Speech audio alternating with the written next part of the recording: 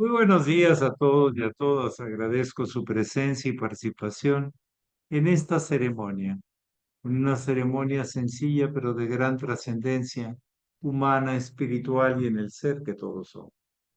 Si alguien esta mañana desea compartir alguna pregunta, alguna experiencia, adelante, por favor, es un buen momento.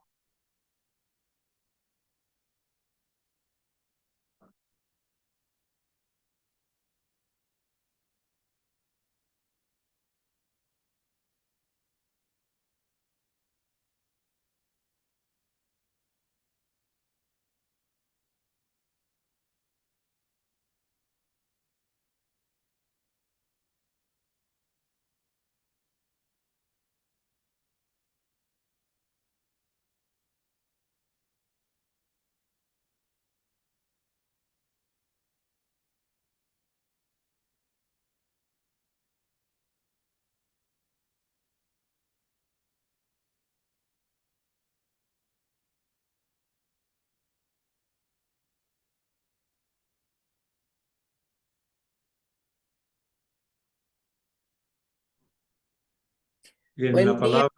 palabra. Adelante, Reverendo Leticia Carmona. Gracias, maestro. Buenos días a todos. Maestro, dentro de la carta natal, ¿cómo se ve la muerte de una persona, la muerte física? Son varias cosas. Hay puntos arábigos que ayudan a eso. Hay fórmulas que se establecen. Lo que sí puedo decir es que sí hay gente que lo ha encontrado y la mayoría no lo han encontrado, porque en realidad hay que verlo desde varios ángulos. Las casas kármicas, nada más como referencia, son la 4, la 8 y la 12. La 4, la casa cuarta, tiene que ver con el karma físico, el karma emocional o transformaciones, sufrimientos y trascendencia en la 8. Y en la 12 el karma psíquico, aspectos que quedan todavía no resueltos desde lo más profundo de nosotros o que nos ayudan a captar cosas que no captaríamos de otra manera. Entonces las casas, ahí buscándole ahí, pero hay gente que lo ha hecho con los puntos arábigos y sí hay una famosa anécdota de la señora Evangeline Adams que le dijo a una amiga, te voy a dejar el día de mi muerte en la caja fuerte. Guarda, esta carta estará sellada. Cuando muere, le abre la caja y ahí estaba la fecha exacta en la que había muerto. Sí hay posibilidades, pero no es de interés. El interés más importante es cómo, eso nada más habla de que la astrología tiene una validez, pero lo importante es cómo vives, porque como vives así morirás. Es un tránsito, es una continuidad de la vida, no podemos hablar de interrupción, simplemente es continuidad, pero en otro plano. Entonces, por ahí podemos encontrar algunas claves.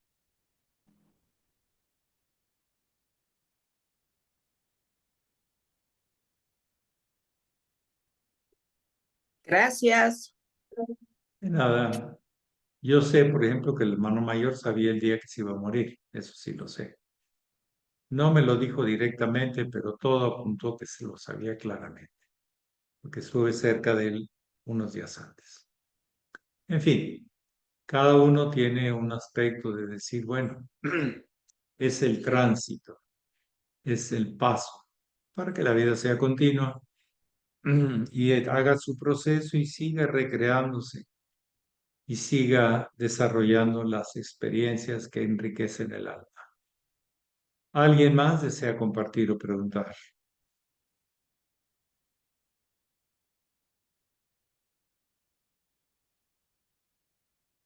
Adelante, Alejandra.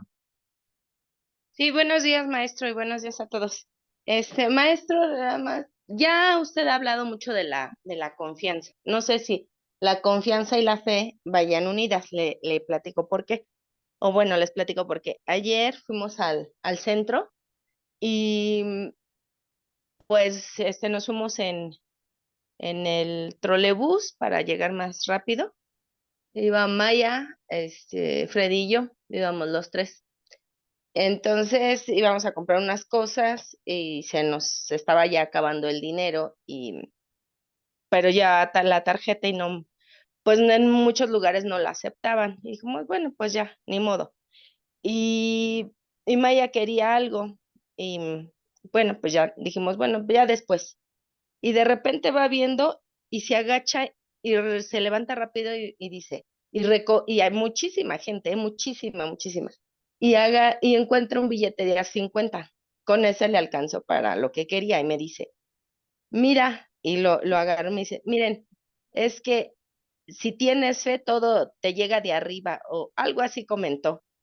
Y dice, mira, cómo llega. Y yo así de, no, o sea, nos quedamos así, sí es cierto, entre tanta gente, cómo encontró el billete. Y yo me pongo a pensar a veces, ¿no? ¿Por qué esa falta de fe y de confianza ante la vida? O sea, luego, hasta que la gente no tiene las cosas palpables, no cree que va a llegar. Entonces, pues yo lucho contra eso, ¿no? Porque a mí, yo pienso que sí tengo fe y confianza, pero a veces es muy complicado transmitírselo a la gente.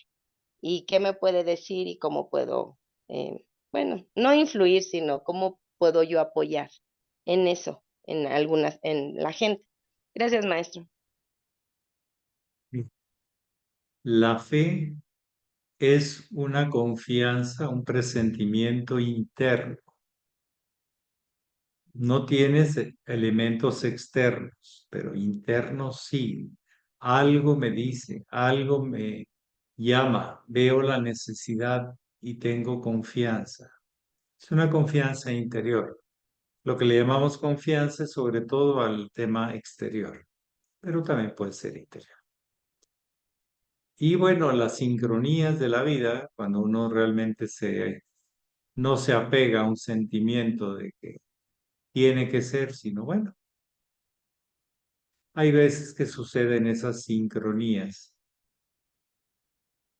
y que les sirva a ella, que les sirva a ustedes, que estuvieron ahí para saber que vivimos también en un mundo macrocósmico.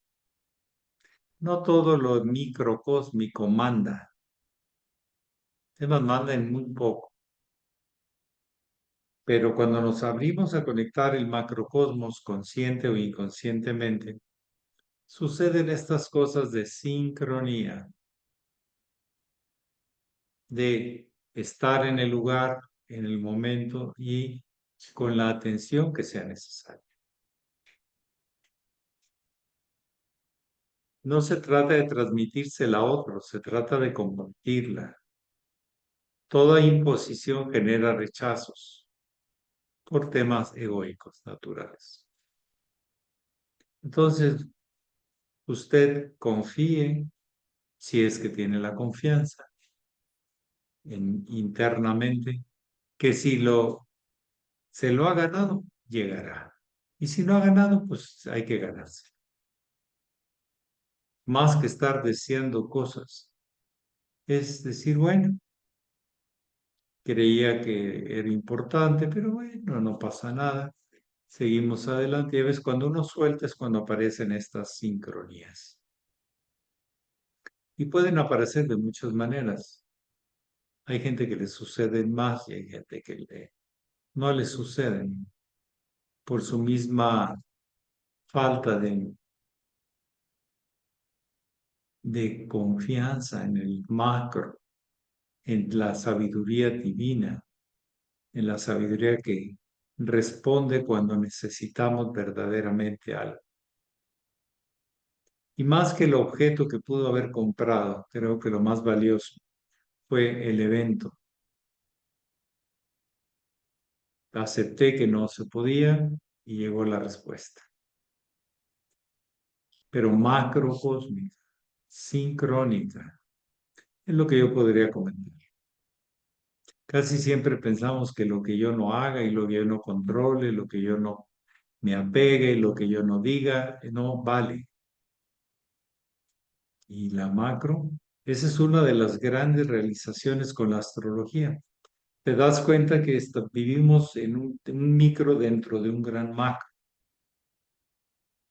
Inteligente, sabio, justo, poderoso.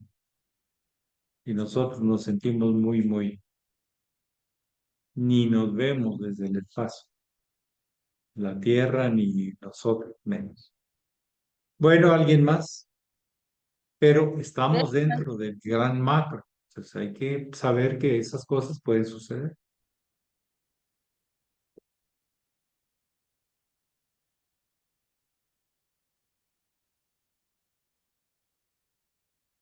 El mensaje sobre todo es para Maya, porque ella fue la que lo encontró. ¿Mm? Esa magia de el instante. ¿Alguien más?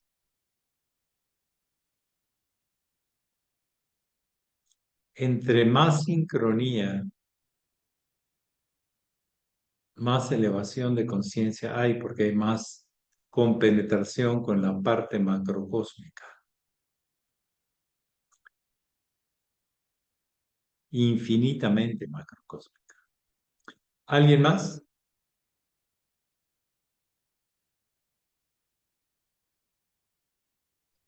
Maestro, bueno, también otra cosa que me he dado cuenta, que cuando uno da para una parte espiritual o para ayuda de la vida misma del planeta o de lo que sea, que no tanto sea para uno, para el ego de uno, fluye mejor el dinero. No sé si eso tenga algo que ver, o sea, si yo doy más, primero pongo en primer plano lo espiritual que la materia, este, la materia se da muy fácil. O sea, no sé si es también por sincronía o porque es el que dicen que hay que espiritualizar la materia.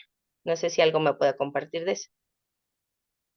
Lo que hay que hacer con el dinero y con la sexualidad en las relaciones humanas es hacer circular, no apegarse, no ponerse necio, no ponerse impositivo, dejar que circule, que fluya. Esa es la enseñanza. No te apegues, nada es tuyo, pero si te llega, úsalo y sigue adelante, pero que circule físicamente, emocionalmente, mentalmente, que circule. ¿Alguien más?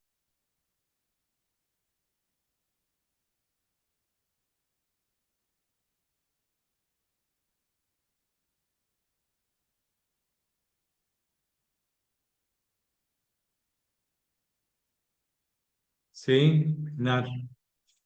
Buenos días, maestro. Ayer hablábamos de sintonía, ¿no? La sintonía con otras personas y cómo relacionarme por sintonía, ¿no?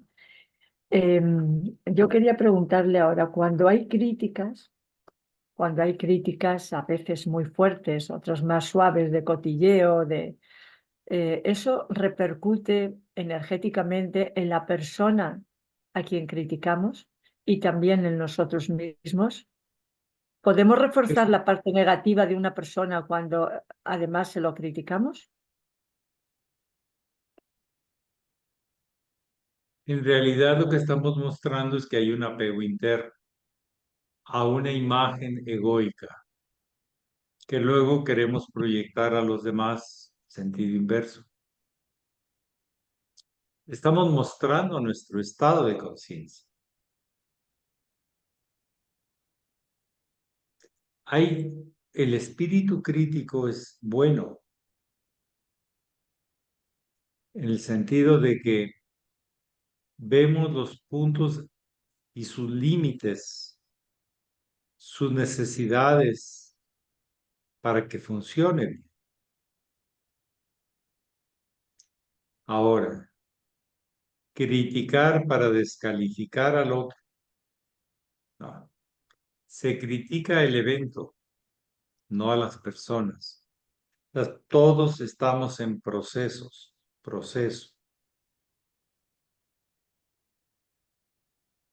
Podemos mejorarlo, ¿sí?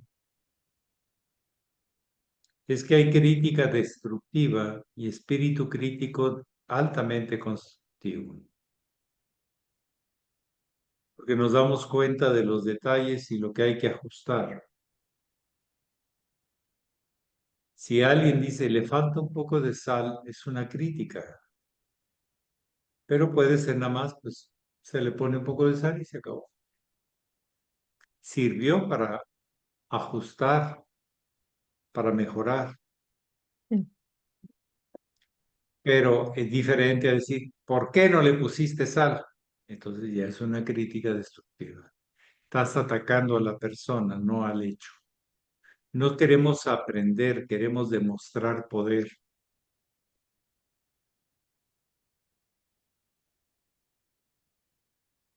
Yo en lo particular trato de, sí, tengo mi ascendente me facilita encontrar las incongruencias de palabras, de actitudes, de límites de manipulación y de todas esas cosas. Tengo facilidad para captarlo, pero trato de, aun cuando usted no lo crea, trato de hablar sobre los hechos, no sobre las personas. A mí me consta esto, sobre ese hecho. Obsérvelo, eso es un diagnóstico de algo que hay atrás, de algo que si no se le pone un límite o no se le aclara, puede ser dañino para esa persona y para los que estén alrededor. Pero hay de crítica constructiva a crítica destructiva. Hay el chisme, que es la normalmente destructivo. No estás tú para saberlo, ni yo para contarlo, pero ahí te va. Vamos. Para demostrar que uno sabe mucho, que uno está enterado de lo último y de toda la cuestión, ¿sí? No, no sirve mucho eso. De hecho, nos distrae de hacer bien las cosas. Generamos conflictos. No vemos las consecuencias. Ahí ya las intenciones, como decía el venerable Satarjat, de buenas intenciones está pavimentado el camino al infierno. ¿Cuánta gente dice que con buenas intenciones hace cosas que no son correctas? Fuera de lugar, fuera de tiempo, fuera de proporción. Si aprendemos, todo se resuelve. Pero si estamos necios y cerrados, nada se resuelve y se complica más. Es lo que yo podría comentar. O sea, hay críticas constructivas y críticas destructivas. Hay intenciones de resaltar nuestro ego y facultades o deseamos colaborar para que se solucione. Por eso, el servicio debe ser impersonal y desinteresado, y ahí está la clave. Pero si no hay eso, no se ayuda, se complica.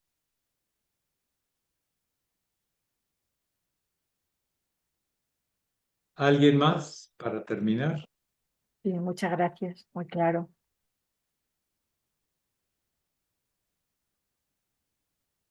La facultad inteligente de la vida nos relaciona las cosas adecuadamente, justo. Pero si usamos palabras que no corresponden con lo que quiero decir o lo que quiero sentir, entonces yo me estoy haciendo falta serenarme, centrarme y empezar a aprender a ser más coherente, más detallista y a la misma vez de ver las cosas en conjunto. de ver las repercusiones de las cosas. No las palabras tienen su magia, su distorsión, su ayuda o su obstáculo. Es toda una ciencia aprender a decir las cosas correctamente para entenderme y entender y que me entiendan. Si yo no me entiendo, ¿cómo quieren que los demás me entiendan?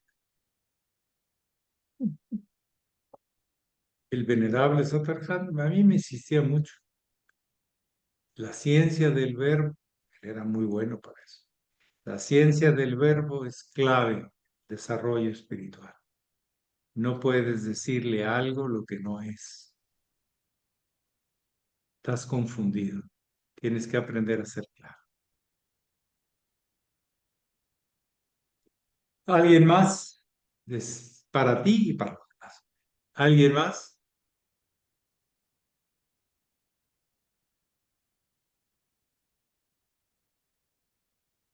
Constantino, adelante desde la ciudad de Los Ángeles. Buenos días, muy honorable maestro. Buenos días a todos mis hermanos. Maestro, ¿qué nos puede decir sobre la Atlántida? Ay, carambas.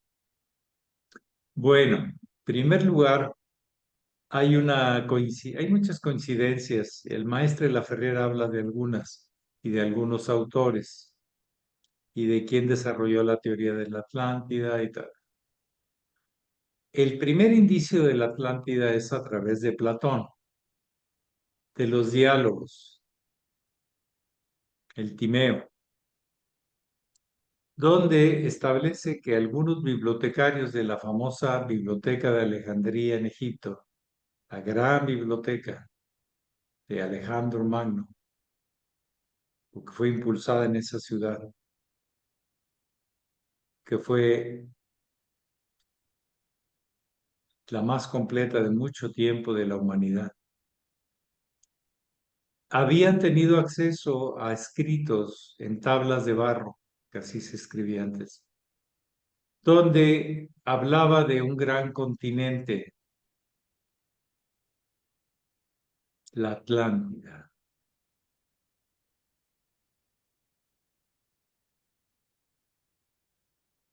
Hay una coincidencia en que Atl en Europa significa agua y Atl en todo el mundo mesoamericano prehispánico también significa agua. Hay el concepto de la T, el camino de la vida, el Tao. Muchas de las pirámides cerca del Golfo de México, todas empiezan con T, inclusive de Centroamérica. Este habla del culto al solar masculino, la T, la 22ª letra. Se habla que fue un continente que prosperó y fue lleno de sabiduría y de grandes gobernantes y de un pueblo que aprendió a manejarse en el mar, unas grandes islas que estaban entre América y Europa y algo de África. Vestigios de la Atlántida posiblemente son los guanches de las Canarias, con ciertas características muy particulares. Se considera que fue un imperio que por X razones en el tiempo se fue degenerando al abuso de poder, de la energía, del verbo, del sexo,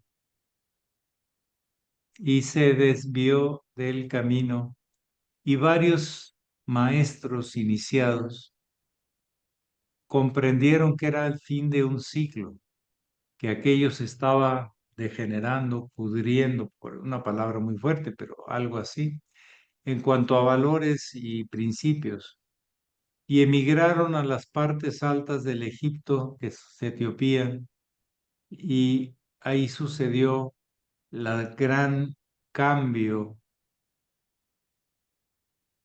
de la corriente del Golfo. Ustedes saben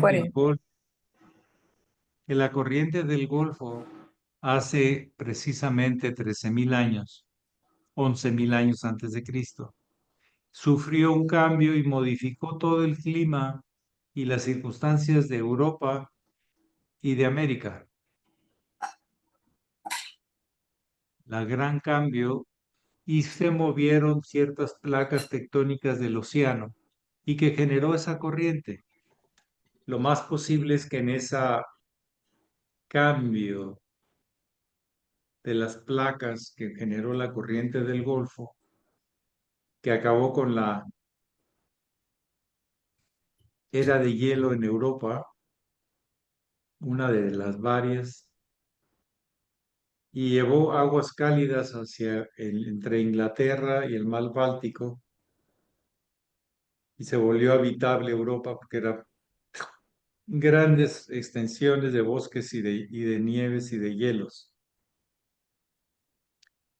Cambió el clima por los cambios de las corrientes, y ahí aparece el tema de la Atlántida. Se habla que la Atlántida manejaba con conocimiento de causa el tema del verbo, la vibración y su poder, cosa que es exactamente a la oposición de 13.000 años de la rueda zodiacal del año platónico. Vuelve a suceder ahora con las computadoras, las transmisiones, etcétera, etcétera, etcétera. Se habla de grandes descubrimientos,